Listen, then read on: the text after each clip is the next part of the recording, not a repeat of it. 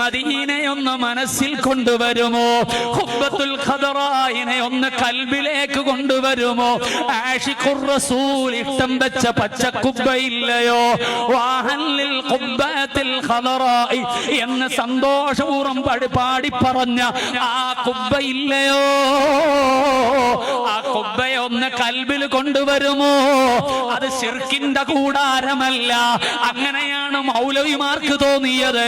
അതുകൊണ്ടാണ് അവർ പൊളിച്ചു കളയുമെന്ന് പറഞ്ഞത്. അവരുടെ കൽബിൽ തരിമ്പും മുത്തുനബിയോട് മഹബത്തില്ല. സ്നേഹത്തിന്റെ ലോകം അവർക്കറിയില്ല, മദഹിന്റെ ലോകം അവർക്കറിയില്ല, ഇഷ്കിന്റെ ലോകം അവർക്കറിയില്ല, മഹബത്തിന്റെ ലോകം അവർക്കറിയില്ല. വരണ്ട ഇസ്ലാമാണ് അവർ പറയുന്നത്, ആത്മാവില്ലാത്ത ഇസ്ലാമാണ്. അതിന് ഇസ്ലാം എന്ന് പറഞ്ഞുകൂടാ, വരട്ടു ന്യായങ്ങളാണ്. ഞാൻ അതിലേക്ക് പോകുന്നില്ല.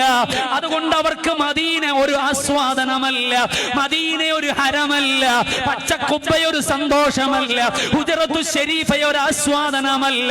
ഇമാമിങ്ങൾക്കോ മുഹിബ്ബുകൾക്കോ ആശിഖീങ്ങൾക്കോ മാദിഹീങ്ങൾക്കോ അത് ഹൃദയത്തിന്റെ വസന്തമാണ്, ആത്മാവിന്റെ തുടിപ്പാണ്, ജീവന്റെ നിലനിൽപ്പാണ്. എല്ലാം അവിടെയാണ്.